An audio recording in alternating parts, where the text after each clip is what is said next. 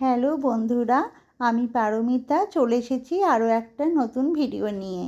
তো দেখো, এখানে আমি আজকে ছেলের মিশনে এসেছি। এই প্রথমবার আমি এলাম।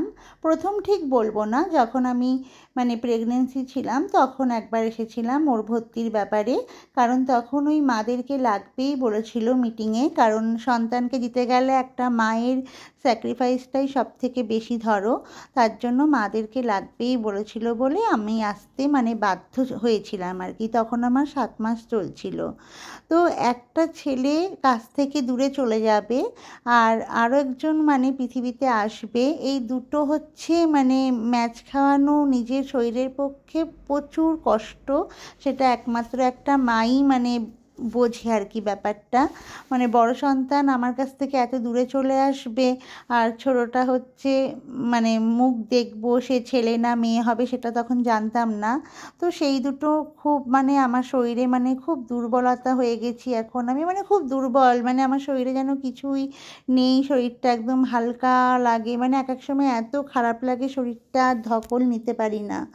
আর বড় ছেলে দূরে থাকে তো খুব কষ্ট হয়। তো ওর বার্থডে ছিল, ওর আর ওর পাশে যে বন্ধুটাকে দেখছো দুজনেরই বার্থডে ছিল। আমার ছেলের 12ই নভেম্বর আর ওর হলো 18ই নভেম্বর। তো এবার জন্মদিনে তো বাড়ি আনা নিয়ম নেই ওখানে, তার জন্য আমরা 16ই নভেম্বর গার্জেন মিটিং থাকে, গার্জেনদের দেখা করার ডেট থাকে আর কি। তো সেই জন্য আমি ভাবলাম যে তাহলে এইবার আমি যাই, এই প্রথম ওকে আমি দেখতে এলাম। ও ছুটিতে বাড়ি যায়, ওর বাবা ওকে দেখতে আসে, ভিডিও কল করে, তখন দেখি, সেটা আলাদা ব্যাপার। নিজে আর কি যাওয়া এটা খুব আনন্দর বিষয়। ভীষণ খুশি হয়েছিল আমাকে দেখে। আর দেখো, সব বন্ধুরা মিলে এখন কেক কাটার টাইমটা, সব বন্ধু বলবো না, এটা ভুল কথা, ওখানে তো অনেক ছেলেরা থাকে, সেখানে সবাইকে ডাকা তো সম্ভব না। যারা আর কি কাছে ছিল তাদেরকে ডেকে একটু মোটামুটি একটু আনন্দ দেওয়া, এইটুকুই, আর কিছু না।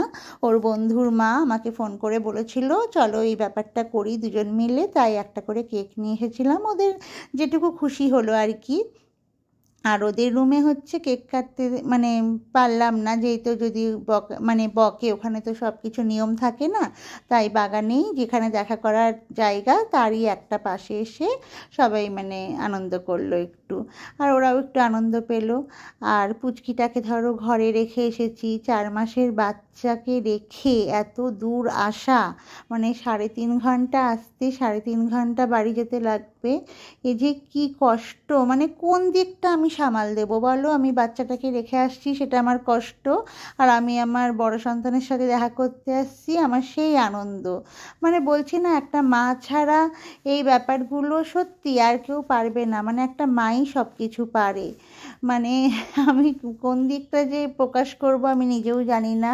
যখন বড় ছেলেকে এসে দেখছি তখন আমার চোখ ফেটে জল চলে আসছে, আমি যখন ঢুকছিলাম ওই মিশনে তখন আমার আমি কেঁদেই ফেলবো এরকম ব্যাপার। নিজেকে অনেক কষ্টে কন্ট্রোল করি, জানো তো। যখন ছেড়ে চলে যাচ্ছি আবার এত দূর চলে আসবো, কি কষ্ট লাগছিল। তো যাই হোক, এখন কি করব বলো, এটাই তো জীবন। এবার ছোট ছেলেকে আবার একটু বসে বসে ওখানে ভিডিও কল করছিলাম যে ও কী করছে একটু দেখি।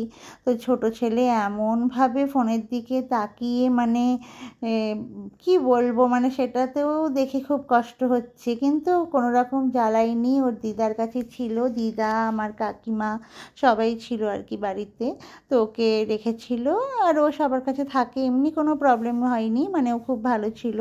কিন্তু আমার তো কষ্ট লাগছে না, একটাকে রেখে এসেছি, ওইটুকু বাচ্চা। আমার বড় ছেলে কখনো আমাকে আসতে বলে না, জানো তো।